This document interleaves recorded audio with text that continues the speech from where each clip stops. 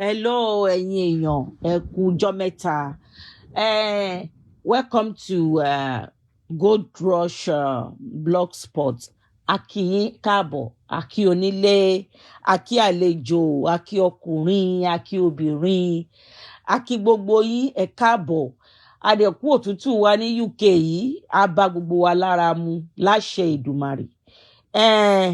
Torí pé a ti kónílé, a ti kálejò, a fẹ́ sọ̀rọ̀ lórí ètò wa.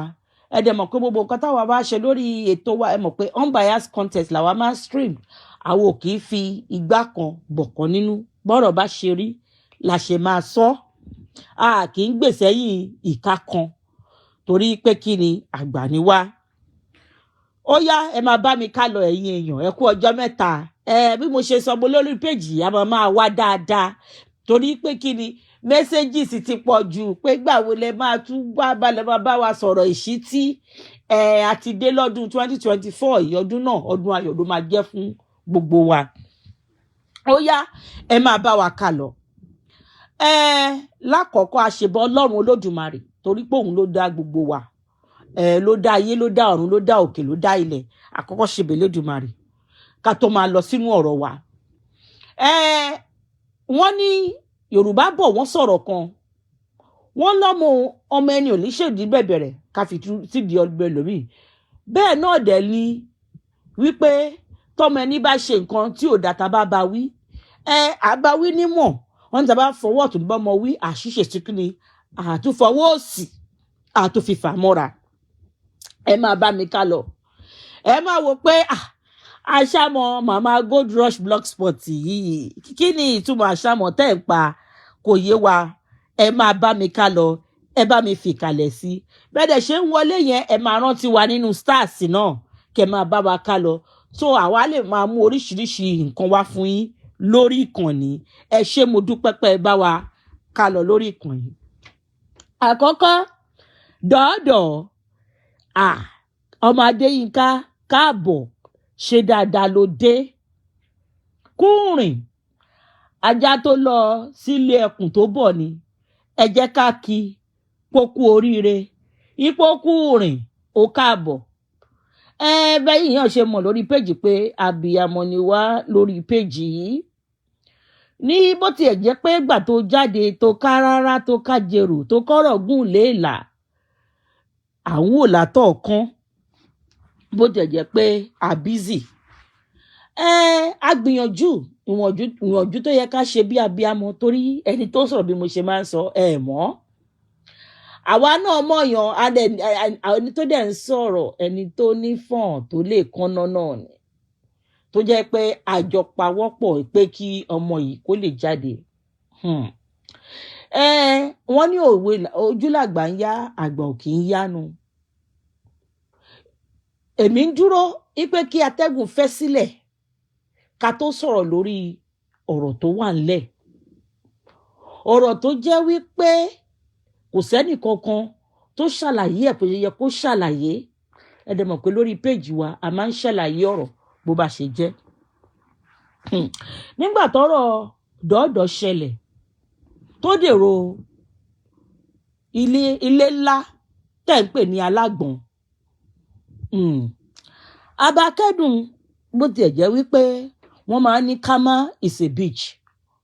Wọ́n dẹ̀ máa ń ní àṣélẹ̀ làbọ̀ abá. Àbọ̀ abá ó máa bá oníkálùkù ló máa jèrè iṣẹ́ ọwọ́ ẹ̀ gẹ́gẹ́ bí iṣẹ́ ọwọ́ ẹ̀.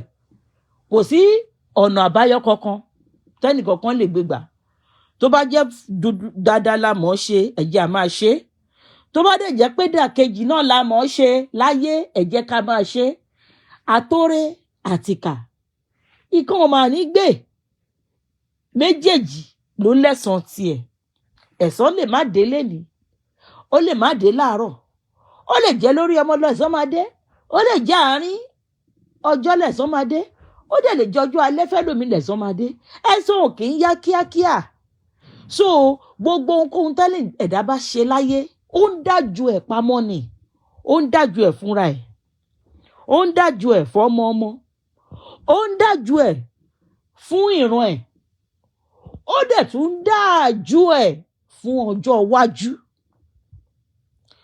so ẹni tó bá ń ṣe bí táyé bá ní ibi tó ń ṣe yìí ibi yìí pọ̀ má ṣe mọ̀ tẹ́niyẹn ní kí ló kàn yín kí n ti yín nǹkan tó bá wù mí ni máa ṣe ẹlòmíì àtún máa dáṣà pé kọ́lọ́run kó fọwọ́ mọ́rùn kó fọwọ́ máyé ẹ ní láti pàrọwà fónítọ̀hún gbogbo nǹkan tó ń ṣe ó ń dájọ́ ni ṣe mọ̀ pé téèyàn bá dájọ́ owó ó di dandan kó kó àjọ kò dẹ̀ sẹ́ni tó lè lọ sóko kó gbé iṣu kó wá padà lọ síbẹ̀ kó ní òun fẹ́ kó ẹ̀pà ṣó ṣeé ṣe ni kò pọ́síbù kò lè ṣeé ṣe nǹkan tó ní kálukú bá gbìn òun ló máa ká tó ti yé yín kí ni àṣàmọ́ ọ̀rọ̀ tí mò ń sọ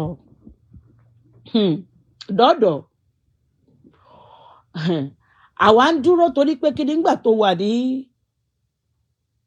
alágbọ̀n a lè máa kàn ẹ́ lágbélébù nígbà tó wà nínú ibẹ̀ torí abiyamọ là wa a ní sùúrù kó jáde a ṣe ìwọ̀n bàtí Elédùmarè ní ká ṣe fún ẹ bó jẹ́ jẹ́ pé kọ̀rọ̀ la ṣe tẹ́nìkan kò rí wa ṣùgbọ́n Ọlọ́run gba gbogbo ògo ó jáde lórí ìkànnì náà láti sọ̀rọ̀ nípa Sọjí nígbà tọ́rọ̀ Sọjí tó ṣẹlẹ̀ ẹ̀yin èèyàn tẹ́ bá lè lọ sórí péjì wa ẹ lọ wo ṣó tí mo ṣe rẹpẹtẹ fún Sọjí pé ṣé bá ṣe máa wòran ni bí mo ṣe sọ fún yín wípé oníkálukú ló máa jèrè iṣẹ́ ọwọ́ ẹ̀ kò sí àní kankan ńbẹ̀ Dọ́kàsì àti gbogbo àwọn tí mo dárúkọ ẹ rí i pé lórí ìkànnì àsọ̀rọ̀ Dọ́kàsì mo kọ sókè mo kọ Dọ́kàsì mo kọ Fọlá mo kọ Iyabo Òjó mo kọ Lizzy Anjorin mo kọ màmá ìyá blọ́gà mo kọ màmá náà fm ó ti yé yín mo kọ Fọlá mo dẹ̀ tún kọ Adébùwárí Ọbanla ẹni tó bá yẹ kí mo ṣe ń sọ pẹ̀tẹ̀pẹ̀tẹ̀ lọ́rọ̀ tiwa lórí péjì wa ẹni tó bá bà kó má fi ṣèbínú kó fi kọ́gbọ́n kó fi ṣoṣù kó fi para torí pé kí ni ilẹ̀ ń yọ̀ ẹ máa bá mi ká lọ. Dorcas nígbà tọ́rọ̀ Sọjí ṣẹlẹ̀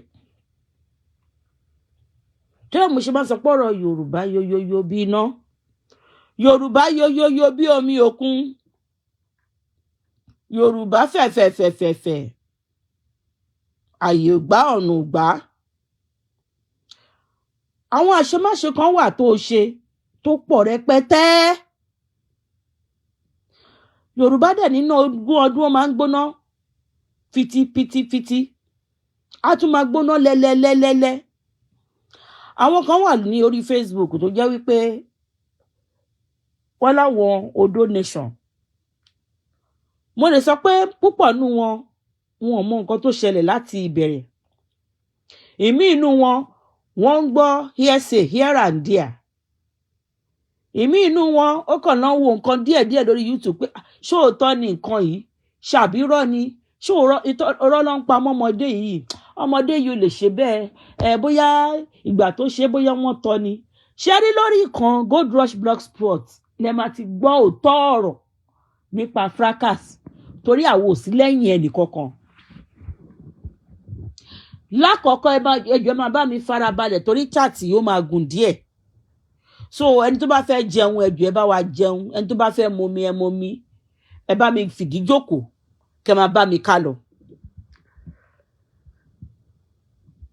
ọ̀rọ̀ Dorcas láti ayé Snapchat nígbà tí Snapchat kọ́kọ́ bẹ̀rẹ̀ táwọn èèyàn mọ bó ṣe máa lò ó tó jẹ́ pé ńgbà yẹn lórí Snapchat tẹ bá fẹ́ ṣe fídíò kò tí ì sí Facebook live yìí rẹpẹtẹ báyìí o tẹ bá fẹ́ ṣe fídíò tẹ́ fẹ́ jẹ́ kí àwọn èèyàn kó púpọ̀ kó rí bí Facebook ṣe ń ṣe subscribe sí Snapchat tí ń ṣe tiẹ̀ tipẹ́ tó jẹ́ pé Dorcas máa ń gba £5 lọ́wọ́ àwọn èèyàn.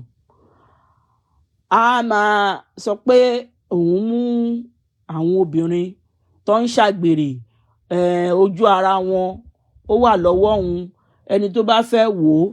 Àwọn ṣàmọ̀ pé gbà yẹn àwọn èèyàn kan tó bá ti jáde lórí WhatsApp táwọn èèyàn lè gbé síta torí pé bóyá ọlọ́pàá máa mú wọn àbí nǹkan bẹ́ẹ̀ yẹn, wọ́n á gbé e lọ sórí Snapchat, wọ́n wá ṣe bí private interactive group, bí interactive forum tó jẹ́ pé àwọn èèyàn wá lọ síbẹ̀, wọ́n á san orí kan náà ló máa ń gba owó yẹn lórí pépà ní Dordor tí máa ń gba owó yẹn. Táwọn èèyàn máa lọ síbẹ̀, wọ́n á lọ wo oríṣiríṣi nǹkan tó ń ṣẹlẹ̀ ní UK wa yìí, ìyàwó tọkọ ẹ̀ lé síta, ìyàwó tọkọ ẹ̀ mú ní tó rìnrìn kùnrin, ọkọ tó rìnrìn kùnrin, àwọn ọmọge tó hàn tí wọlé ọkọ bí àwọn ọ̀rẹ́ Dordor náà tó rìnrìn kùnrin tí ó rí picture wọn tó ṣe gbá. So ó máa ń ta àwọn show yẹn nígbà yẹn ní £5. Ẹ̀yin tẹ́ ẹ̀ bá mọ̀ dí ọ̀rọ̀ ẹ farabalẹ̀ kẹ́ máa bá mi ká lọ. Ó máa ń tà ní orí Snapchat ńgbà yẹn. Ọmọ yìí kẹ̀dẹ̀rẹ̀ ńgbà yẹn ọ̀rọ̀ ìyá ewé ìyẹn màmá Isabod àti ìyá máa ń ṣe YouTube, a máa lòdù show lórí YouTube tí ìyá bá ti rìkọ́ọ̀dù nílé a gbé sórí YouTube ńgbà yẹn. Ìyá ewé ìyẹn náà máa ń ṣe ọ̀rọ̀ ìyàwó ilé alágbèrè, ìyá rìkọ́ọ̀dù ẹ̀ ní inú ilé a gbé sórí YouTube fáwọn èèyàn. Àwọn ará Dublin bẹ̀rù ẹ̀ gan, àwọn ará Dublin bẹ̀rù ẹ̀ Isabod gan gbà yẹn, tó jẹ́ pé àwọn obìnrin tó bá yín àlè àti tí ó lọ́kọ àti tí ò lọ́kọ wọ́n máa ń rọra ṣe nítorí wọ́n mọ̀ pé ìyá yìí máa pariwo àwọn síta. Ọkọ gan máa lọ síbẹ̀ a lọ fẹjọ́ sùn ìyá pé báyìí mà ló ṣẹlẹ̀ o. Ìyá náà gbé wá sí orí YouTube. Ṣẹ̀dẹ̀ mọ̀ pé YouTube ni àwọn èèyàn ṣì máa ń wò dáadáa nígbà tá à ń sọ̀rọ̀ nípa ẹ̀ yìí, kò ṣe bí gbogbo ẹ̀ ṣe lọ káàkiri lórí Facebook ní ayé tá a wà yìí. Anyways, so Dordor ṣáà ń ṣe kinní yẹn wẹ́rẹ́wẹ́rẹ́ nígbà tá à ń sọ̀rọ̀ yìí, a máa ta àwọn oríṣiríṣi nǹkan tí ò yẹ kó tà lórí Snapchat fáwọn èèyàn. Ẹ̀dẹ̀ mọ̀ pé àwọn èèyàn àwọn aráàlú òyìnbó abọ́ọ̀dì gan, mọ́sibù ló wà bọ́ọ̀dì inú ilé. So ẹlòmíì àmọ̀ pẹ́ lọ ní £5. So wọ́n á fẹ́ wo nǹkan tó ń ṣẹlẹ̀ pé ẹ wò ẹ jẹ́ ká wọ lọ́wọ́ fọ́ ẹ jẹ́ ká lọ ṣe kí ló ti ń pè é. So nígbà tí ọ̀rọ̀ yìí wá lọ ní Dorcas ló bá bẹ̀rẹ̀ pálapàla yìí lórí Facebook, ló bẹ̀rẹ̀ sí ní sọ oríṣiríṣi, ló ń ṣe oríṣiríṣi lórí Facebook. Làwọn èèyàn wò pé kí ló dé tí ọmọdé yìí ṣe ń ṣe báyìí tó ń ṣe báyìí. Òun ń ṣe níṣe pé ọmọ ìlú òyìnbó kò sẹ́ni tó fẹ́ mú òun sí ṣẹ́mọ̀, ó ṣẹ̀ṣẹ̀ ń grow ṣẹ́mọ̀, ẹni tí ò rí ní ìdàgbà pẹ̀lú àwọn parent ẹ̀ tó jẹ́ pé foster homes ló gbé tó fi dàgbà, excuse me, ẹ má bínú mo ní kóòdù díẹ̀, tó jẹ́ pé ibẹ̀ ló gbé tó fi dàgbà. So ó ṣàn ṣe oríṣiríṣi. Ìyá ewé náà ṣe tiẹ̀ lẹ́gbẹ̀ẹ́ kan. Párágbà tọ́rọ̀ ṣáà máa ṣẹlẹ̀, a rí WhatsApp ṣẹ̀ṣẹ̀ jáde ńgbà yẹn. Àwọn èèyàn ṣáà ń lo WhatsApp àfi send message àfi send message. Tí bá sọ kíní kan fún yín nígbàgbọ́ pé Àbíkẹ́ ìyẹn Tolúlọpẹ́ Gàbà ó mi WhatsApp bí ọ́díò kan ṣe jáde nìyẹn. Ọ́díò kan ṣe jáde nìyẹn táwọn èèyàn bẹ̀rẹ̀ sí ní circulate Àbíkẹ́ Tolúlọpẹ́ àti ọ̀rẹ́ Ìjíbìkẹ́. Àwọn èèyàn bá bẹ̀rẹ̀ ọ̀rọ̀ lọ́ bá bẹ̀rẹ̀ ọ̀rọ̀, gbogbo ẹ̀ bá ń lọ ra yìí ló ṣà ń lọ ra yìí. Pé ta lẹni tó ń sọ̀rọ̀ rẹ̀ yìí, ta lẹni tó le tí gbogbo ẹ̀ le tó yìí, kí ló ṣẹlẹ̀ gangan. Bí Fracas ṣe bẹ̀rẹ̀ ni mò ń ṣàlàyé fún yín o, torí àwọn kan wà tó ń tẹ̀lé Dordor tó ń mọ ìpínlẹ̀ ọ̀rọ̀, àwọn kan dẹ̀ wà tó ń tẹ̀lé ìyá ìwé tó ọ̀nà pé sọ pé chat ó máa gùn díẹ̀ so ẹ farabalẹ̀ torí mo máa touch base àwọn nǹkan kan mo dẹ̀ máa ṣàlàyé àwọn nǹkan kan ẹ máa bá wa ká lọ ẹ support wa pẹ̀lú stars ẹ ṣé mo dúpẹ́ so gbogbo ìgbà yẹn WhatsApp bá mi gbìgbìgbìgbìgbìgbì pé ta lẹ́ni tó ń sẹ́ndì ọ́díò yìí jáde tá a tún lé léyìí kí ló ṣẹlẹ̀ à ń rí part 1 part 2 à ń gbọ́ jíbìkẹ́ à ń gbọ́ jítání à ń gbọ́ Tolúlọpẹ́ Adéoyè à ń gbọ́ gbogbo ẹ̀ à ń gbọ́ èmi kọ́ ni mo bá tiẹ̀ jẹ́ èmi mo jẹ̀kúnlẹ̀ mi ń yà láti gbàdúrà fún ẹ aṣá ń gbọ́ oríṣiríṣi òyìnbó aṣá ń gbọ́ I had to use this to exonerate myself aṣá gbogbo oníkàlùkù ṣá ń sọ pé aṣá ń sọ oríṣiríṣi pé kí ló ń ṣẹlẹ̀ ìyá Esabod gẹ̀dẹ̀ tó yẹ pé ọ̀rá ń ṣe ṣú ẹ̀ tó yẹ pé ìyá yẹn á bú àwọn òṣèlú á bá wọn wí níwọ̀nba tiẹ̀ àwọn bàbá wa tó ṣaláìsí may so rest in peace former governor of Ọ̀yọ́ state ẹjọ tẹ bá mi rántí ẹ bá mi kọ síbẹ̀ ẹjọ kí n lè fi sí kínní tí màmá yẹn ṣe jàbàjábẹ pọ̀n fún gbà yẹn rántí tẹ bá rántí ẹjọ ẹ bá mi kọ orúkọ máa yẹn mi ò rántí the former governor yẹn tó late may so rest in peace so Àjùmọ̀bí meanwhile bí ọ̀rọ̀ yẹn ṣe circulate nìyẹn kíní kẹ̀dẹ̀rẹ̀ dọ́kàsì òun náà ṣe gbogbo rábàràbà tiẹ̀ lórí social media tẹ́ pé ihò lòun náà ń tà ní £5 lórí Snapchat ni o ó máa gba owó yẹn lọ́wọ́ yín lórí PayPal lọ́dún náà lọ́hùn tẹ́ bá ti gba owó yẹn lọ́wọ́ yín lórí PayPal á fún ẹ̀sọ́ ID yín lórí Snapchat á wá hàdí yín as friend tó bá ti wá hàdí yín tí dọ́kàsì bá ti wá hàdí yín as friend ẹ̀ wá máa rí oríṣiríṣi ìhòòhò àwọn èèyàn ní orí Snapchat nípasẹ̀ ọmọ tá à ń pè ní Dòdò yìí anyway so ngbà tọrọ jíbìkẹ́ yẹn ń ṣàṣẹlẹ̀ gbogbo ayé ṣàpariwo gbogbo Yorùbá all over the world pé kí ló ń ṣẹlẹ̀ kí ló dé ta leléyìí who is Àbíkẹ́ who is this who is that bí ìyá Esabod ṣe dá sí nìyẹn gbogbo èèyàn ṣàǹsọ tó yẹ so ìyá Esabod wá sọ nígbà yẹn pé Àbíkẹ́ bá má ṣe bẹ́ẹ̀ nǹkan kò bá má ṣẹlẹ̀ kí ọ̀tá Àbíkẹ́ òun rí pósí níwájú ọ̀tá Àbíkẹ́ tí òun ṣe táàní rí pósí níwájú ẹnìkankan nu wa lọ́dún náà lọ́hùn bí Àbíkẹ́ náà ṣe jáde nìyẹn ló bá kó fún ìyá lọ́ba ìyá mádẹ nígbà yẹn kẹdẹrẹ ìyá Esabod màmá ìyá yẹn ní àwọn òyìnbó kan tó máa ń sọ bẹ́ẹ̀ ìgbà yẹn òyìnbó ìyá pàtẹ ìyá ọkọ bẹ̀rẹ̀ ẹ máa gbọ́ you say don't call me our herbs we're gonna give it to you we have our 13 days our 13 days is €350 we have a cost breaker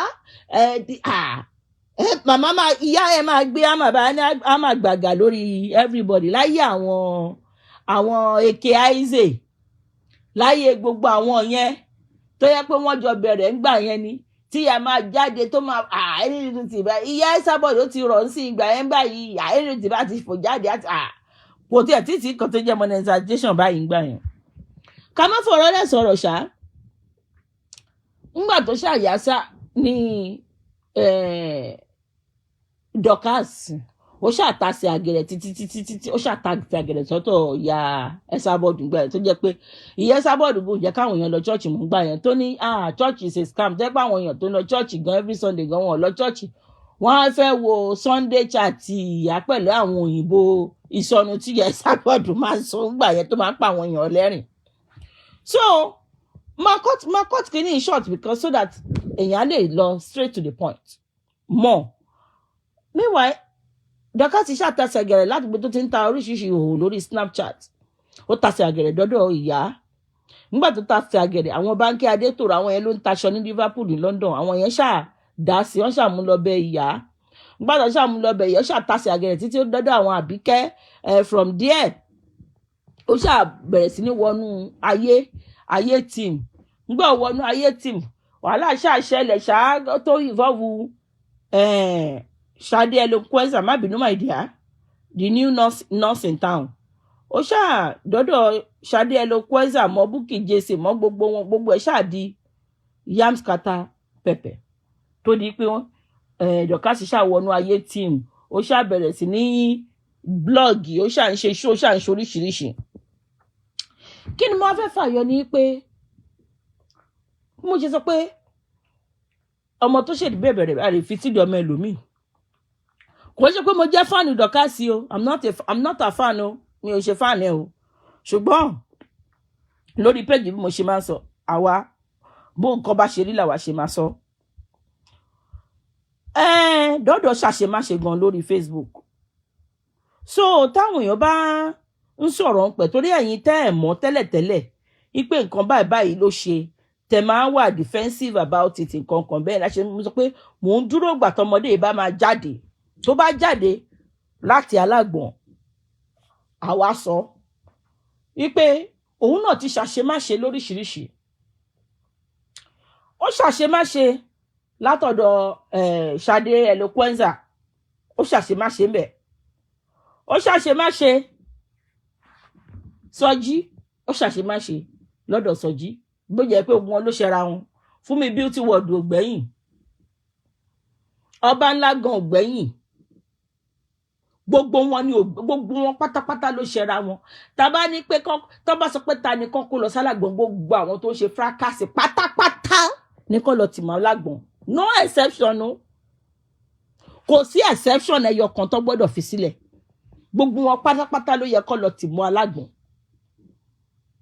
Nítorí pé kí ni gbogbo àwọn nǹkan tó ti dánwò, ṣé tó ń gbá àwọn ọmọ ọ̀tá wọn sínú pósí ni, àbí tó ń lọ sí ìdílé ara wọn, àbí tó lọ nọra wọn káàkiri ojú títì. Kí la fẹ́ sọ, kí la fẹ́ wí? So bí mo ṣe sọ láti lẹ̀ pé oníkálùkù ló máa jèrè iṣẹ́ ọwọ́ ẹ̀ gẹ́gẹ́ bí iṣẹ́ ọwọ́ ẹ̀. So èrè iṣẹ́ tí Dorcas ṣe òun lòun jẹ lọ́wọ́ báyìí. So àwọn èèyàn tí ò mọ̀ tẹ́lẹ̀tẹ́lẹ̀, òun náà ti ṣàṣemáṣe sẹ́yìn. Bóyá nígbà tó wá lọ sálágbọ̀n sìn, ṣó ti yé yín? Bóyá orí àwa pé wá. A kọ́ bó ṣe máa ń bá gbà sọ̀rọ̀. A kọ́ bó ṣe máa ń gbé àgbékalẹ̀ ọ̀rọ̀. A gbọ́ kọ́ bó ṣe ń sọ̀rọ̀. A gbọ́ bó ṣe ń tẹ ilẹ̀ tílẹ̀ ò ní lójú. A gbọ́ bó ṣe ń tẹlẹ̀ tílẹ̀ ò ní mì. A gbọ́ béèyàn ṣe ń rìn lórí ilẹ̀ tátẹ́gùn burúkú ò ní fẹ́ sí. Torí tá bá bírú ẹ̀ lọ́mọ ṣé à ní pé kó wọ gbólọ̀ ni. A lè ní kó wọ gbólọ̀. Bó tiẹ̀ jẹ́ pé ọwọ́ òun gangan ó kú fún èérí àti ìdọ̀tí. Ìyẹn kan. Ẹ̀kejì, ẹ jọ̀ọ́, Nigerian police, kí ló ń ṣẹlẹ̀ gan ní Nàìjíríà? Ẹ̀yin èèyàn ẹjọ́ ẹ má bá mi fi ẹ má bá mi bá ẹjọ́ kí ló ń ṣẹlẹ̀ ní Nigeria of today? Alágbọ̀n táwa mọ̀ nígbà kan, wọn kàn lè gbé ẹ lọ sálágbọ̀n, á jẹ́ pé nǹkan tó ń ṣe yẹn ó kọjá kàásì nǹkan ló máa fi gbé ẹ lọ sálágbọ̀n. Ẹjọ́ Nigeria Police Force, àwọn ará Fracas, kí ló dé tó wáyé pé wọ́n á sọ adé alágbọ̀n di just ordinary police station bí ẹ pé ń gbéyàn lọ sí pàǹtí àbọ̀ ń gbéyàn lọ sí regular police station? Ṣé kò sí òfin àti protocols money ní Nigeria of today taking people down to alágbọ̀n? A fẹ́ mọ̀ kí ni reason?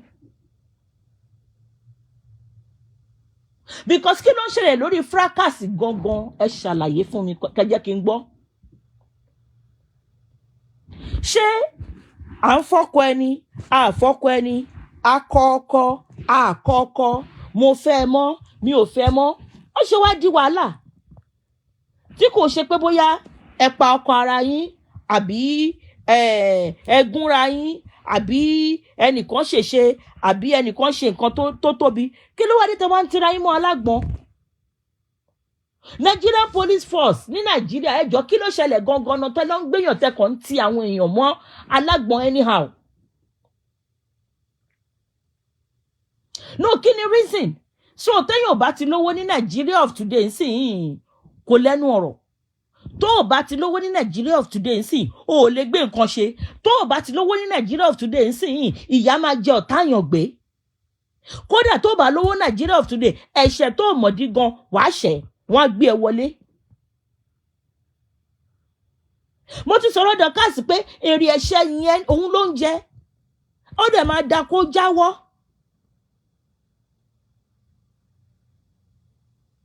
Ibi tí mo tún wá lọ mo tún lọ gẹ̀rẹ̀gẹ̀rẹ̀ mo lọ sórí Lizzy Anjorin, Fola àti Lati àti Iyabo. Lizzy jọ kí ló dé ganan? Kí ló ṣẹlẹ̀? Lizzy Anjorin jọ kí nìkan tó ṣẹlẹ̀ gangan kí ló le tó yìí?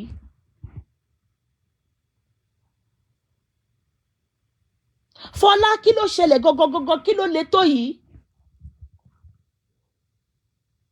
Lati kí ló ṣẹlẹ̀ gangan kí ló le tó yìí?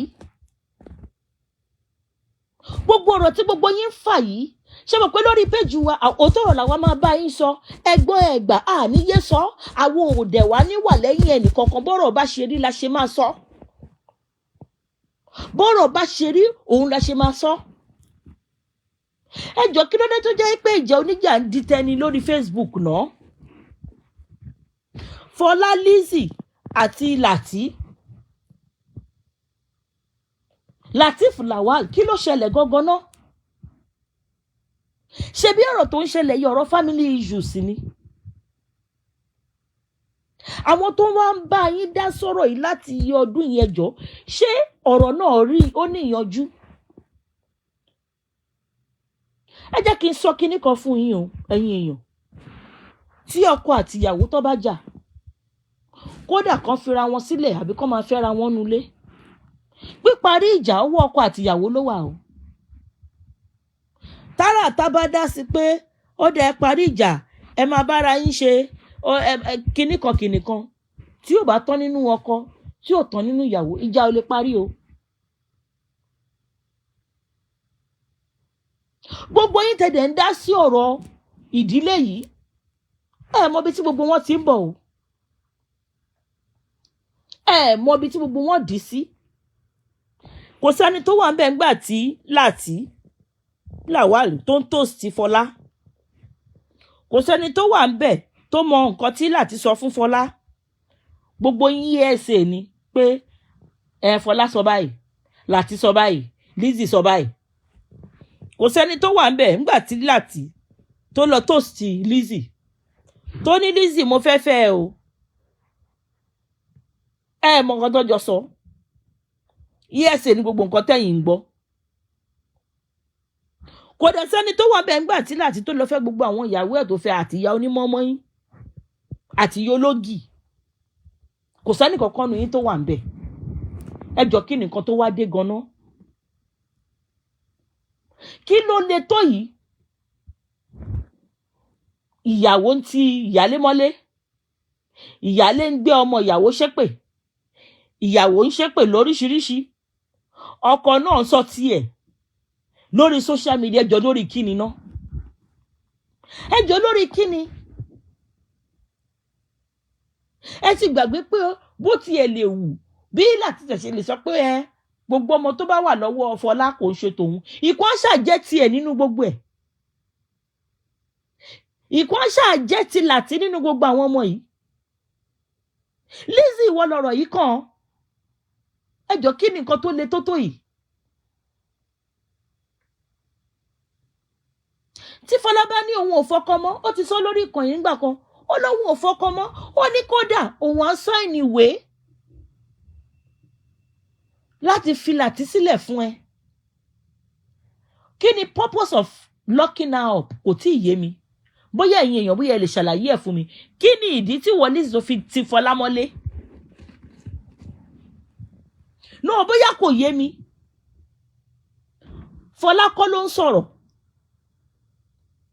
Ọ̀rọ̀ lẹ́tọ̀ ṣe lẹ́tà tó ń sọ pé nìkan sign ní POA, power of attorney. Nígbà tí òun lé ẹ̀pà ẹ̀mí ọmọ tó ń ṣoríṣiríṣi. Blogger tó wà ní UK táwa yìí bó tẹ̀ pé Dorcas àṣẹ burúkú ṣeré. She came to her rescue. Mo fún credit ń bẹ̀ yẹn. To Fola's rescue. Nígbà tí ẹnìkan kò sí ń bẹ̀.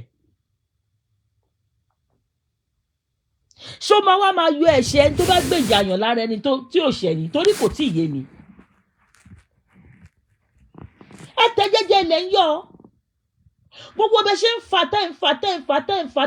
tí kọrún yín bá lọ dákẹ́. Ọ̀rọ̀ ìyá máa ju bó ṣe lọ yìí lọ. Èmi máa ń pariwo lórí Gold Rush Bloodsport TV. Mo máa ń pariwo olóbí ò mà ní gbakọ̀. Alákò ò mà ní gbobí. Gbogbo yín ẹ mà tẹ́ jẹ́jẹ́. Ẹ mà ti ń gbọ́rọ̀ yìí kọjá ibi tó wà. Ókè bẹ ṣe mú Fọlá. Tí nǹkan bá lọ ṣolódì ẹ̀ nínú alágbọ̀n tó ṣe ẹ̀.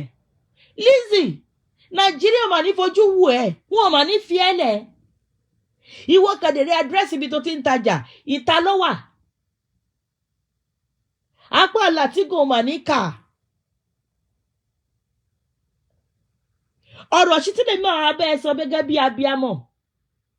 Nítorí gbogbo ọ̀rọ̀ tó ń lọ yìí ó ti tó kẹ́sí mẹ́dọ̀.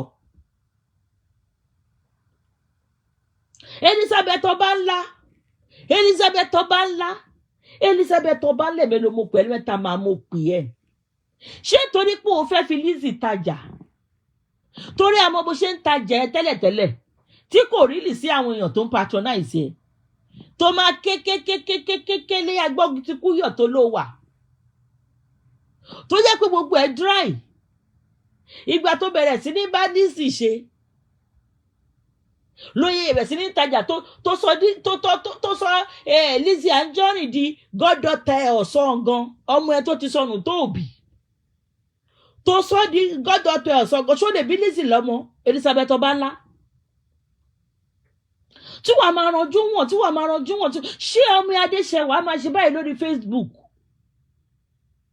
Wàá sọ pé o fẹ́ dúró tì lẹ́yìn. Wàá sọ pé kò ti wọnú kòtò. Mo ń bèrè lọ́wọ́ ẹni Elizabeth Obanla. Torí tàbá sọ ń sì wọ́n máa sọ pé ta ni ń bá wí? Kí ni wọ́n ń wí? Ó pẹ́pẹ́ wọn. Ta ló pẹ́pẹ́? Àti Adébímpé aláṣọ àdúrà. Ṣé tókun bá ń wọ́ ruru, èèyàn máa ń wọ̀ ruru ni? Wọ́n ní àgbà kì í wà lọ́jà kó rí ọmọ tuntun kó wọ́. Wọ́n ní tàbá fẹ́ jẹ́ kí ìlú kó bàjẹ́, ó ní bá ṣe ń tò. Ìtòkùtò lẹ́ ń tò pẹ̀lú Lizzy o. Tẹ́bà rẹ ni bá yín sọ òótọ́ ọ̀rọ̀. Tẹ́bà dẹ̀ wo ọ̀rọ̀ yìí dáadáa. Ẹ rí pé ọmọ Fọlá yìí gan kò lápọn. Àwọn èèyàn ló ń dìde ló ń gbèjà ẹ̀. Torí Lizzy bá máa sọ̀rọ̀ báyìí torí pé kí ló yẹ kẹ́ mọ̀ pé tẹ́ bá sọ̀rọ̀ lórí social media orí àwọn èèyàn ò kú. Táwọn èèyàn bá hélì ẹ Lizzy tó ń hélì ẹ, àwọn tó ń ṣe ṣàgálà ló ń hélì ẹ. Tó ń ṣọmọ ọ̀dọ̀ ní Oman, tó ń ṣọmọ ọ̀dọ̀ ní Libya, tó ní kankan, kò sẹ́ni kankan tó máa gbà ẹ́ tí wàhálà bá ṣẹlẹ̀ Lizzy. Gbogbo ìtẹ́lẹ̀ zabata ńlá tó ń ṣe yamayama tí wàhálà ẹ̀ bá máa ṣẹlẹ̀ ó mà ní bẹ́ẹ̀ dá sí. Ṣé owó tó rọra fi ń ta wórógbò ẹ̀ tó rọra fi ń ta ení èjì ẹ̀ta ẹ̀rin aṣọ? Ṣóhun ló yẹ kó o tún wá kó jẹ́ kẹ́nìkan kó wá gbà lọ́wọ́ ẹ nípa ẹjọ́ ọ̀ranù? Ṣóhun ló yẹ kó jẹ́ kó wá gbà lọ́wọ́ ẹ nípa ẹjọ́ tí ò fògo fólúwa?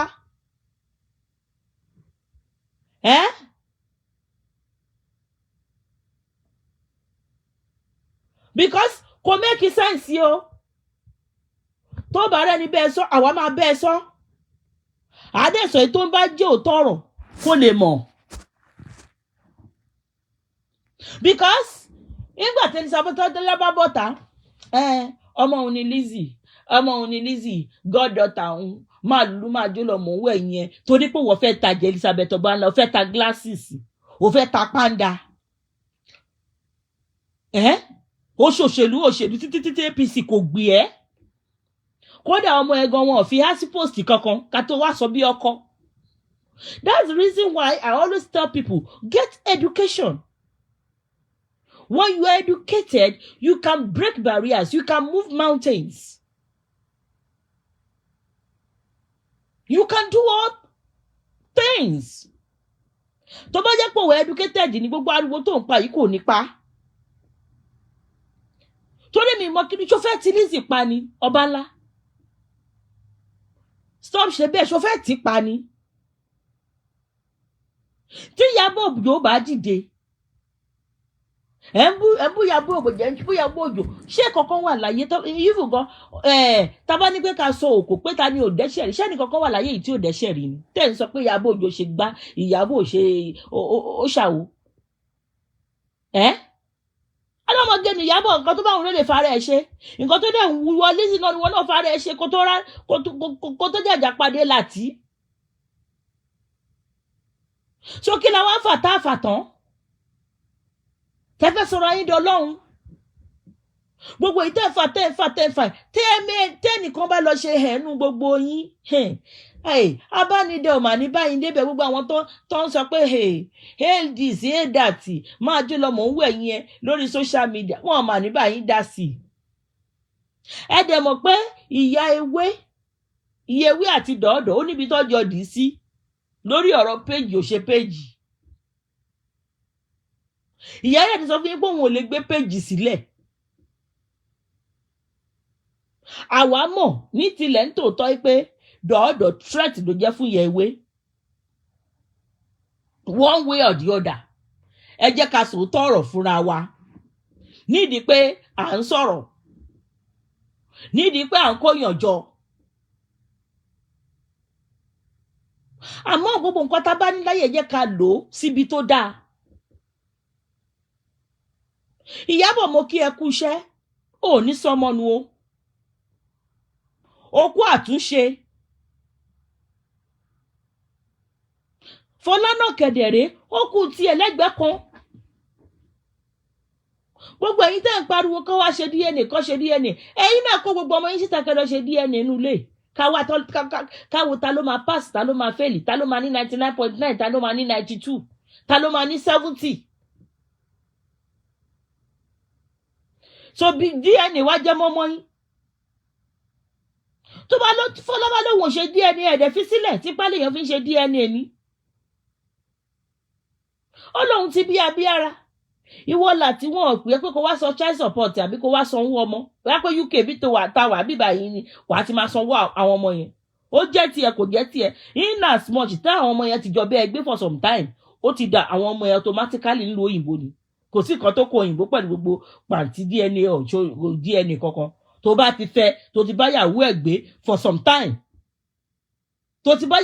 for some time àwọn ọmọ yẹn automatically ó ti dọmọ ọkùnrin yẹn ni o já pẹ̀lú òyìnbó ni o ó láti máa san owó child support látòrí àkọ́bí Fọlá títí dé last one ni o kò sí òkòrò ìrógùn ẹ̀ ṣe.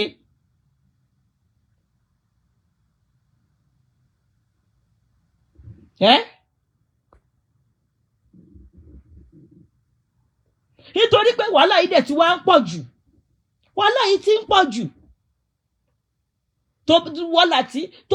ọkùnrin tó bá jẹ́ ọkùnrin tó dẹ̀ fẹ́ àlùbáríkà fún rẹ̀ ńgbà tí ọmọ Fọlá yìí tó wọlé opó tó lùzọ ọkọ ẹ̀ àkọ́kọ́ kò sẹ́ni kankan nu yín tó wà ń bẹ̀ ńgbà tí láti tó ń ṣèlérí fún ọmọ Fọlá yìí pé máa tọ́jú ẹ̀ tọmọtọmọ.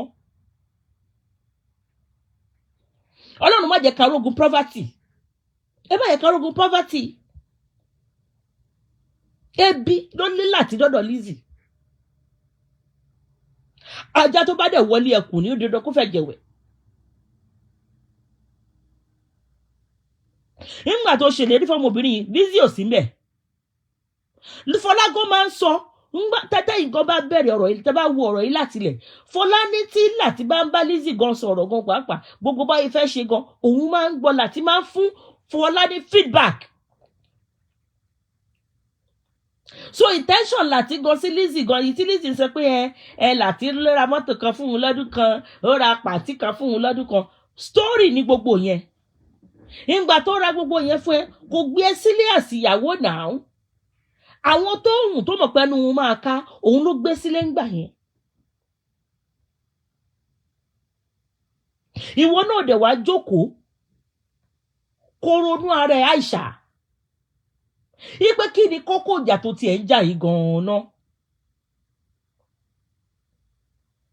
Lizzy, èmi máa bẹ́ẹ̀ sọ̀rọ̀ bí ìyá bí abiyamọ ni o, torí àwọn Obanla Elizabeth Obanla ń fi ẹ́ tajà ni. Tó o bá mọ̀ Lizzy Anjorin, mo tún sọ Elizabeth Obanla ó ń fi ẹ́ tajà ni. Kò sí nǹkan kan tó fẹ́ gbà lọ́wọ́ ẹ̀ ju yí pé kó máa lo opportunity. Number one, ṣe rántí pé nígbà kan rí tí ọkọ Obanla tó lóun fẹ́ lọ fún House of Rep, ṣe mọ̀ pé Sọjí kò gbà, Sọjí ló pariwo ń gbà yẹn. Ẹ rántí Sanwó báyìí kò gbèkó kó wọnú Australia tó lóun ṣe student visa ń gbà yẹn, tó ní kó máa kó ọmọ primary school gan lọ sí Australia láti lọ kàwé. Torúkọ mess up. It's not about pé òun follow àwọn politician pé òun campaign fún wọn. No. We are talking about your own reputation, your own personality. Elizabeth Obanla as a whole. Fi ọ̀rọ̀ politics sílẹ̀. Don't use ọ̀rọ̀ politics as an excuse because nǹkan tó ń lò lọ́wọ́lọ́wọ́ sí nìyẹn. Ipe torí pé òun campaign fún APC torí làwọn èèyàn ṣe attack ẹ. No. Ẹ̀yin ẹ má jẹ́ ká get it twisted. Lórí ìkànnì yìí òtítọ́ làwa máa sọ. No. Irọ́ tó jìnnà sóòótọ́ nìyẹn. Ọ̀tọ̀ làwọn tó ń bẹ ẹjà látàyè Buhari tó ló máa dá for 8 years tó yẹ pé worst sí ní Nàìjíríà. Tó tún bá wọn sọ̀rọ̀ Tinubu tó yẹ pé Tinubu náà same thing náà ni. Come on. Ẹlẹ́ran ara ni gbogbo wa náà. Ó wá ní pé káwọn èèyàn má sọ̀rọ̀. Ó ṣe máa sọ pé káwọn èèyàn má sọ̀rọ̀. Freedom of speech láyé gbà. Àwọn èèyàn ní right láti sọ mind wọn.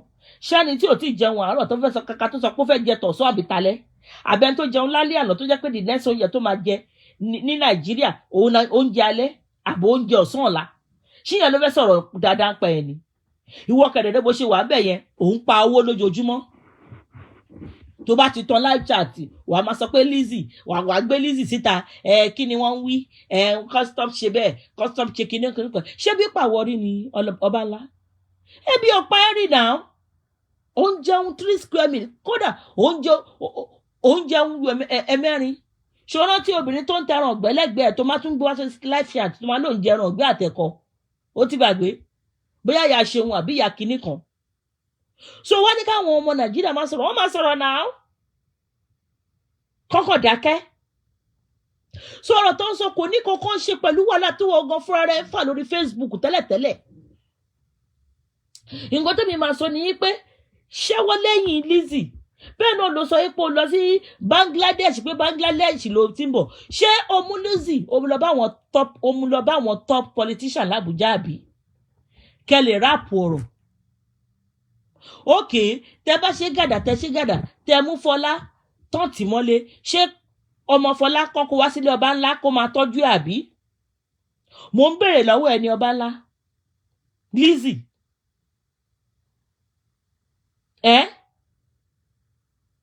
mo ń béèrè lọ́wọ́ ẹ̀ ṣé kọ́kọ́ mọ yẹn wá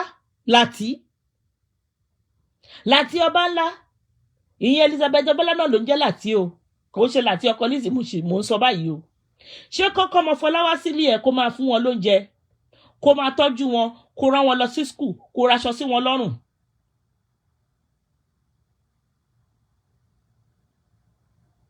Nítorí wàhálà tó ń kó bọ Lizzy gan à ń gbé kuru lọ́wọ́ ó dẹ̀ mọ̀ pé Lizzy tó bá mú ọ̀rọ̀ kan ó máa yí sọ́nà ọ̀nà 20 ni.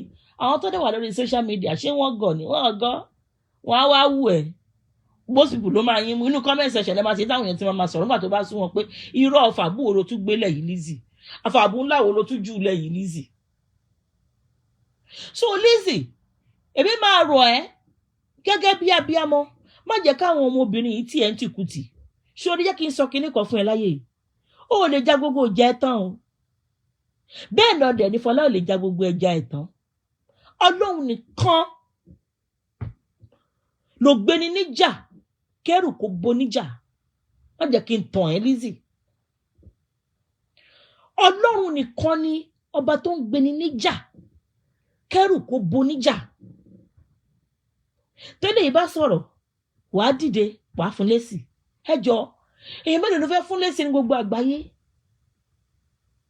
Tó bá bízì níbi iṣẹ́ tí orders ń wọlé lóríṣiríṣi tó tiẹ̀ mọ aṣọ tó fẹ́ gbé fúnra wọn, tó jẹ́ pé bóyá Mrs. A ló raṣọ green tó lọ gbé Mrs. tó lọ gbé yellow fún, tí wọ́n raṣọ bíi mẹ́wàá tó raṣọ 2020 tó raṣọ oríṣiríṣi bóyá 100 years in a day. Wallahi Lizzy ò ní ráyè tán live chat láti sọ̀rọ̀.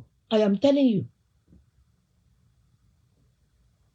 O ò ní ráyè pé o tiẹ̀ fẹ́ tán live chat pé o fẹ́ sọ̀rọ̀ báyìí. Ayé dà. Mo lọ ti fẹ́ ráyè ẹ̀ láti sọ. O ò lè ráyè ẹ̀ rárá. Ó wá ń jẹ́ káwọn ìyá kan máa tì ẹ́ ní tìkùtì, àwọn ìyá tó yẹ pé wọ́n ti gbé ọ̀rọ̀ wọn dé gbì. Wọ́n ti gbé ọ̀rọ̀ wọn dé full stop. Àwọn Adébímpé aláṣọ àdúrà ó ti gbọ́rọ̀ tiẹ̀ dé full stop. Elizabeth Obanla náà ti gbọ́rọ̀ ẹ̀ dé full stop. Gbogbo wọn ti dé stop. Okay. Gbogbo ẹ̀yin tẹ́ ń fàjà kí ló fún yín assurance? Mo ní ìbéèrè kan. Ipe Lizzy àti Fola wọn lè dọ̀rẹ́ lọ́la. Ọba mi tó jẹ́ pé ọ̀pábídà sọ́bídire ni, tó mọ bó ṣe ń ṣe nǹkan ẹ̀, bàbá ọba elétò níbi gbogbo, tó máa rò pó pẹ́ dé, àṣé bàbá mi ṣẹ̀ṣẹ̀ dé ni. Kí ni nǹkan tẹ́ ń sọ ẹ̀yin èèyàn? Ta ló sọ fún yín ipe Lizzy àti Fola wọn lè parí ìjà, wọn ò lè di ọ̀rẹ́, wọn ò lè di best of friends? Talent tó sọ fún yín bẹ́ẹ̀? Ta ni yín níwájú Ọlọ́run?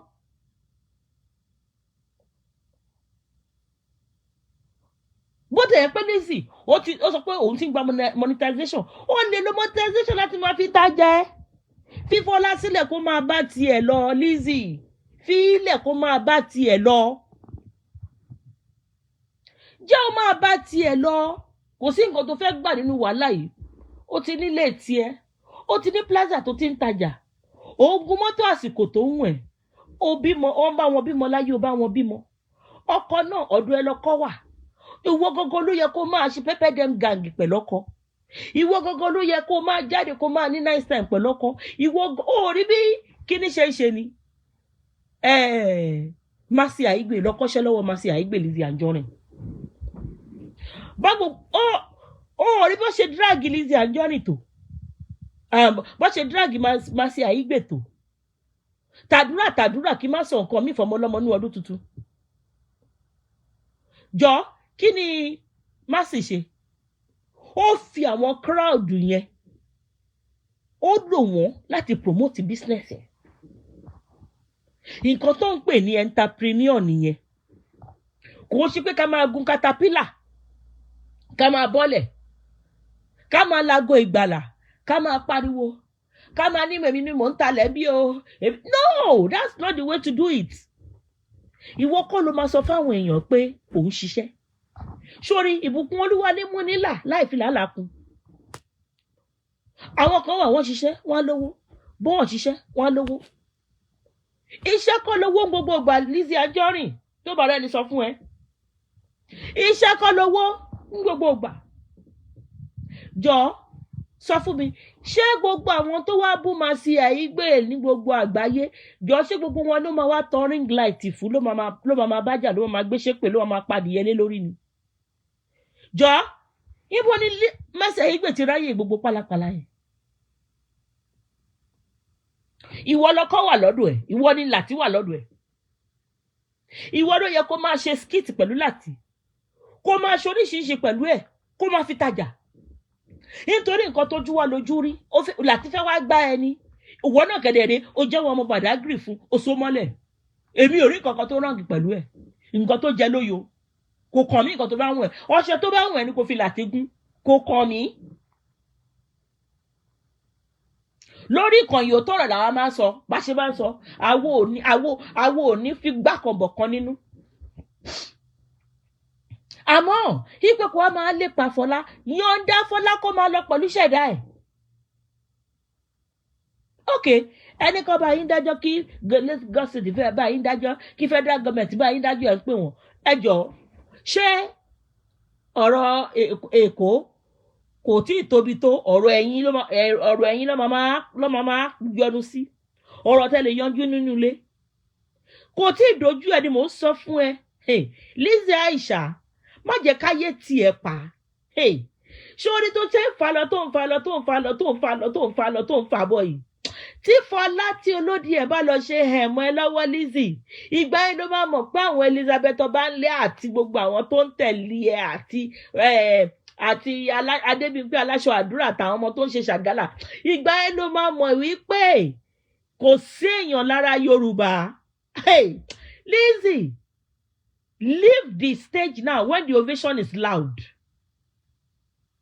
kò sí nǹkan tó fẹ́ gbà nínú gbogbo wàhálà tó ń fà yìí torí abánidébẹ̀ kò ní bá ní mú o ìwọ lọkọ wà lọ́dọ̀ ẹ̀ ìwọ náà ló ń pariwo ọmọbìnrin ti yọ̀ǹda ọkọ fún ẹ láyé àtọ̀run ẹlẹ́ǹkan petition here petition ṣé kán wá ẹjọ́ tó bá ní pé kẹ́mi dájọ́ o Nigerian Police Force gbogbo wọn ni kẹ́ bá wa tì má lágbọ̀n gbogbo wọn pátápátá lẹ̀jẹ̀ wà lọ́wọ́ wọn kò sẹ́ni kankan nu wọn tó mọ́ mo bú ẹ o bú mi ó ti di 1-1 so kí nìkan tẹ́ ń sọ ẹjọ́ wo lẹ̀ ń gbé káàkiri owó tẹ máa kó sí bísínẹ́sì yín tẹ máa fi ṣoríire owó tẹ máa fi ṣe skit tẹ máa fi pa owó gidi ṣé o lẹ́ni lẹ́sìn Fúnkẹ́ Akíndélé ni 1 billion ni o lórí múvì ẹyọ kan ó lè imagine tó bá ń ṣe múvì yẹn lọ́dọọdún sọ fún mi báwo ni Fúnkẹ́ òṣèré ń gbé rìfàínárì jáde ni ò ní gbé nǹkan ńlá ṣe tójú tó ti ń ṣe yìí lọ ibẹ̀ ni wọ́n wá jókòó sí torí pé Facebook ń sọ pàǹtí owó kan ló ń jà orí ìkànnì iná wa tí Mercy Aigbe tó lo Kazeem Adeoti ọkùnrin tó bá ti rí gbèrègbèrè wọ́n fi bẹ̀ṣẹ̀bẹ̀ṣẹ̀ lọ ìwọ tó jẹ́ pé láti orí ẹja láti tó wá gangan tó fẹ́ wá gbá ẹ òun gangan ló yẹ kó máa fún ní àmà lọ́pọlọ kó máa kàn ní ìṣó nínú ilé táwọn èèyàn ní mọ̀ nǹkan tó ṣẹlẹ̀ wàá lò wàá gbé síta wàá lò fún ọjà gidi ó fẹ́ nìkan tẹ́lẹ̀ ò fẹ́ nìkan tẹ́lẹ̀ kókó ẹ́ àwọn tó máa mú Fọlá láti ràn lọ́wọ́ ti ràn lọ́wọ́ kókó ẹ́ ó yẹ kó gbé ojú ẹ completely ni tó bá pè mí nìwọ o tí mo dẹ̀ jẹ́ adviser fún ẹ Lizzy nǹkan tí mo máa sọ fún ẹ nìyẹn ara tí Mercy Aigbe tó ń fi Adeoti dá òun ni máa fi láti dá àti tó ju bẹ́ẹ̀ yẹn lọ so kí ni nǹkan tá wá ń sọ wọ́n wá jẹ́ káwọn Adébímpé aṣọ àdúrà kan kí gbogbo wọn kọ́ máa ṣì ẹ́ lọ́nà àwọn tó ẹ́ pa ayé tó wá wọ́n wá taṣọ ni ayé tó wá wọ́n wá fi ẹ́ tajà ni ṣé ìjọba àwọn náà lọ́mọ àgbàlagbà wọn ò ṣe gbọ́mọ àgbàlagbà wọn síta kọ́ tọ́ ring light fún kọ́ ni kó máa pariwo kó máa ranjú kó máa ṣépè fáwọn èèyàn yóò mọ̀ pé gbogbo nǹkan tí wọ́n ṣe Lizzy wo làwọn èèyàn ń tàgì ní èèyàn burúkú náà báwo ló ṣe máa lọ sí pati tẹ́pẹ́ àwọn èèyàn máa fojú burúkú wẹ̀ ṣé wọn mọ̀ ni it goes a long way gbogbo àwọn celebrity tẹjọ ríra yín tó ń kí ẹ yẹn ojú ayé ni gbogbo wọn ṣe tó ń kí ẹ ta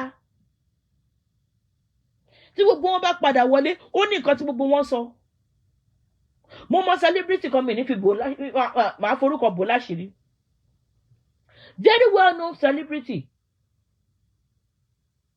ọ̀rẹ́ ọmọ mi ni ọ̀rẹ́ ọmọ mi lẹni tí mo sọ fún yín tó bá ka àwọn A-list celebrity tó bá ka 5 wá ka wọn lẹ́ni tí mo sọ fún yín tó bá mọ̀ kan tó ń fi ẹ́ wé in fact tó bá pàdé àwọn celebrity ní títì Lizzy wà kọ́ ọ̀rá kí wọ́n ní òní súnmọ́ wọn torí wọn ò fẹ́ràn ẹ̀ mo rà sọ tọrọ fún ẹ lẹ́nu wọn ò fẹ́ràn ẹ̀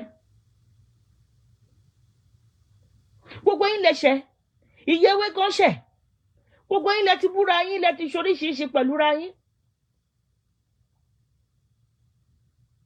so Iyabo Ojo mo like move tó ṣe ń sìn tó ní pé ẹni tó wá fẹ́ help Fọlá kọ́ máa direct fund tiẹ̀ fún directly which is what it's supposed to be tábà ní pé ká sọ à ń sọ ọmọ ilé sọ fún orí péjì àwòtọ́ rẹ̀ làwọn máa ń sọ báwo la ṣe máa gbowó fẹ́nìkan for years?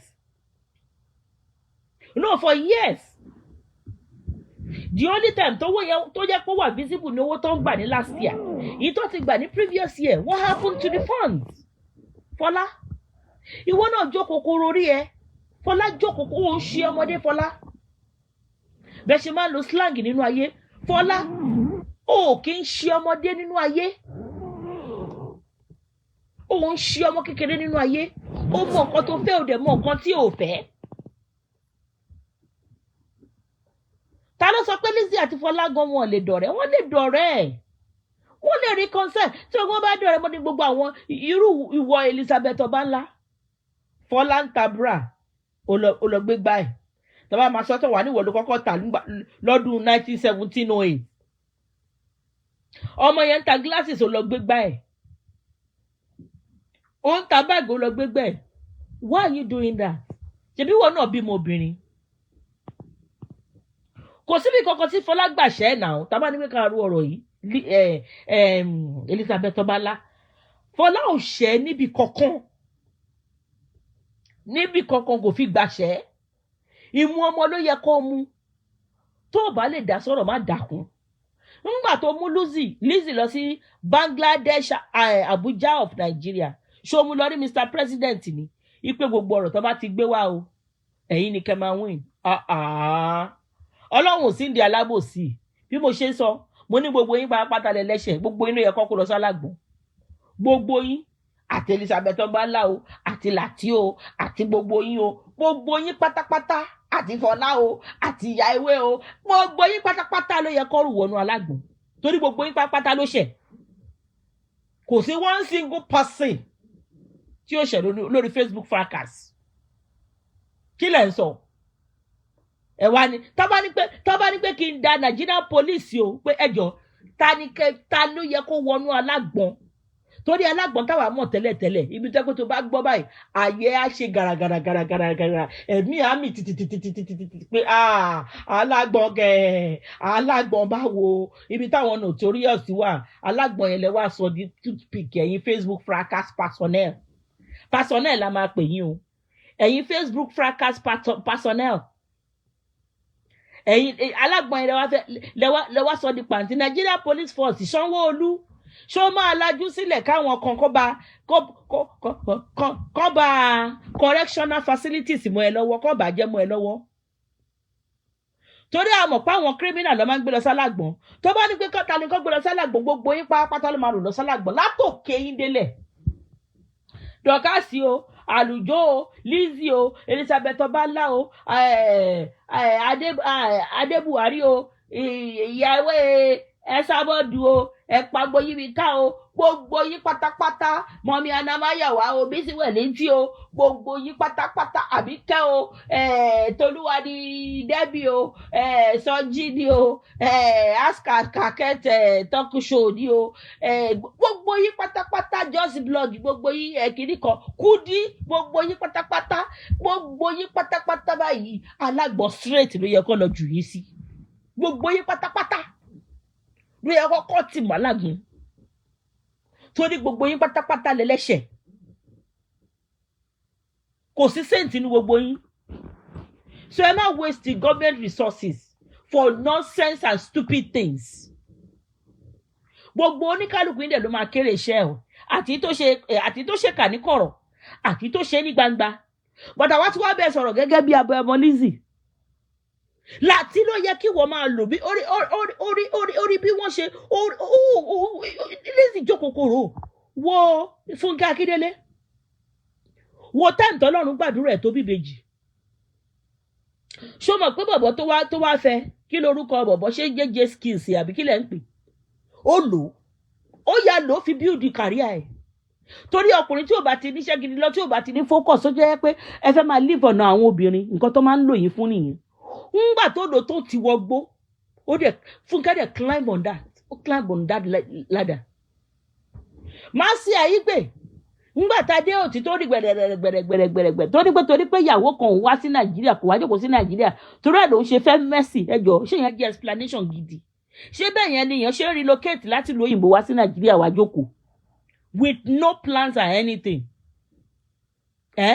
nígbà tí Mercy Aigbe máa ṣe ó yá lọ adé òtì ipe ẹ̀ṣẹ̀bọ olówó ṣe ń jì lọ́wọ́ èmi náà artist ni ìbò orí gbèrègbèrè wá ni màá lò ẹ màá leverage on your owó tó ní màá lò ẹ màá fi build life mi ṣé Mercy Aigbe ò ṣe ẹ sọ fún mi ó ṣe the other Mercy náà nǹkan tó fẹ́ bọ̀bọ̀ Mercy kí ló ti máa ń pe the other Mercy girl yìí tó máa sọ Igbo tó máa sọ Yorùbá dúdú yẹn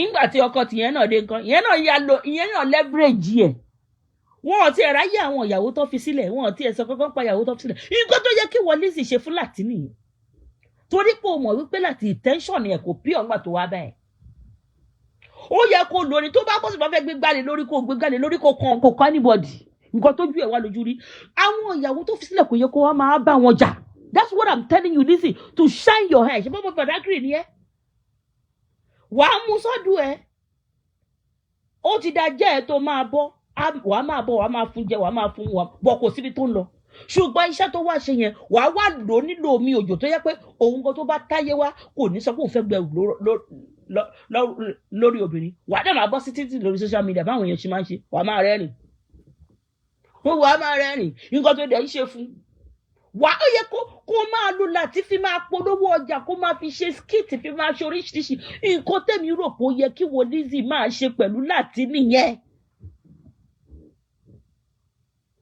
ó yẹ kó máa gba àwọn àgbààgbà kan kó máa fi ẹ kó má jẹ́ ká àwọn pípù yìí má jẹ́ kó sweater di ọ̀tá gbogbo ènìyàn. sórí kò sí babaláwo kò sí babaláwo àbóníṣègùn tó lè wẹ gbogbo nǹkan báyìí kúrò lára ẹ tí gbogbo ayé bá dìde sẹ́nìkan kò sí babaláwo kan tó lè ṣiṣẹ́ yẹn kí gbogbo ayé kó fonítọ̀hún ilẹ̀ kò easy Lizzy ọmọ kú ayé ní ọmọ ọ̀rọ̀ lọ́jẹ̀.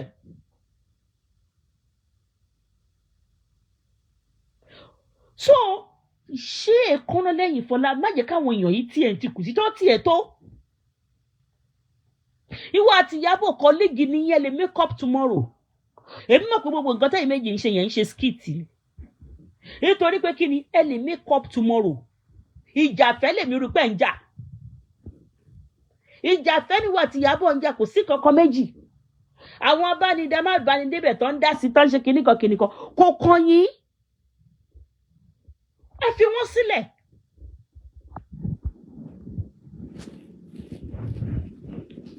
ìwọ̀nba ni nǹkan gbóná mọ́ ẹ jẹ́ kí gbogbo ẹ̀kọ́ ní tọ́pìkì pọ̀ tá a lè ṣe lórí Facebook tá a máa jáde lórí ìkànnì tá a máa sọ̀rọ̀ lóríṣiríṣi gbogbo nǹkan tó ń ṣẹlẹ̀ lágbàáyé ṣé ní Germany ní gbogbo ẹ̀ àwọn new laws tí wọ́n pass gbogbo oríṣiríṣi gbogbo everything la rí tá a máa gbé àwọn educative show wà tẹ́ máa gbádùn ẹ̀ kẹyẹkẹyẹ bára wa jà bá ṣe máa build ara wa ló yẹ ká ṣe káyé máa tí ara wa apart kí ni nǹkan tó wà ńbẹ̀ ìwọ Lizzy kẹ̀dẹ̀ ó ti ní leverage àwọn tó yẹ kí ni àwọn aráàlú òyìnbó kúkú àwọn táwa ní UK àti gbogbo àwọn tó kù wọ́n ń wù ẹ́ wọ́n bẹ́ ṣe kí ni lóhun ọkọ̀ fi wọ́n tajà ẹ́. You can do better than that. So kí ni nǹkan táwa ń sọ ẹ jẹ́ ká nísìnyí lórí social media ẹ jẹ́ ká gbọ́ràn ẹ jẹ́ àgbọ́ràn àríjú báyìí lọ lórí show wa o àtúmọ̀ àwọ̀ èyí la máa bá àtúmọ̀ padà wá láti wá fún yín lọ́rọ̀ ìṣítí lọ́rọ̀ tó máa ṣí wa létí tó máa jẹ́ ká gbogbo wa kájọ ní nǹkan tó dáa nínú ọdún yìí àti gbogbo ọdún. tó bá kọ iwájú sí ẹ kó ta tó bá kẹ̀yìn sí ẹ kó ta tó bá kù wọ nìkan kó tẹ́rù rẹ pa pẹ̀tẹ̀pẹ̀tẹ̀ lọ́rọ̀ tiwa lórí show wa tó bá tabalẹ̀ tó abónílé tó tabalẹ̀ jù ẹ bá wa gbà bẹ́ẹ̀ ṣó ti yé yín ẹ bá wa gbà bẹ́ẹ̀ a máa rí yín bá o nǹkan kò níṣẹ́ nìkan kan nù yín o ó dìgbà.